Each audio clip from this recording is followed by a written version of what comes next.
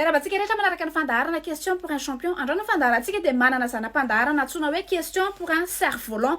Ny cerf-volant dia ireo karazana olona mora mahazo kely rehefa hazavainao iny be dia be. Rehefa hazavainao iny be dia be zany izy dia azony ihany izy any amin'ny farany. Ireo karazana olona rehefa maneno ny réveil dia ny vatany no mitsangana fa ny sainy matetika mbola manao grâce matinée. Ireo karazana olona rehefa tonga ny examen dia ny vatany no mitsofoka amin'ny salle d'examen fa ny sainy matetika miteny amin'ny vatany hoe andrasaka ty velana eto anao fa zalo mbola hidozo kely fa mbola sady mbola hilatra mofo mangazo kely any amin'ny cantine ako dia ny sainy zany mirenireny any fa ny vatany no mitsofoka amin'ny salle d'examen.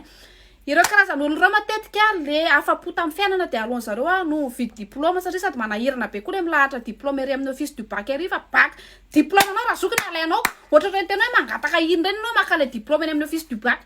Ka ny mpandray anjarantsika voalohany androany dia i monsieur Tintin horakoraka be tamin'ny 10 ariva amin'ny fotoana anay amin'ny 10 maraina izy dia efa tonga teo fa izy hono ny lehibe amin'ny cerf-volant horakoraka be wa monsieur Tintin. Ina voalohany ary ho an'ny Tintin raha ohatra ka hoe 10 kilao ny bagage à main ny volamena tavoaka nefa 370 kilao bagage à main firy no nafahana namboaka ny volamena 370 kilao. Za koa tsy dia anina amin'ilay matematika satria le matematika zany taloha azoko fa rehefa nampiana lettre be dia be le chiffre dia lasa tsy azoko tsony le izy hoe inona ny calculer na ny lettre sans chiffre. Fanontaniana manaraka ho monsieur Tintin major de promotion en prime chef de classe ny cerf-volant.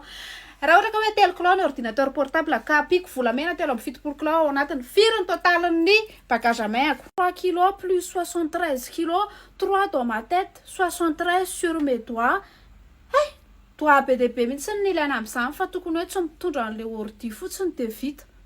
Manaraka raha ohatra ka hoe mikarama somme 5 millions dia j'ai un knapp sa ny prime 2 millions ny hofatrano ny 11 millions afaka firy volana ny knapp sa no fahity ary tsy maintsy ho privatisena.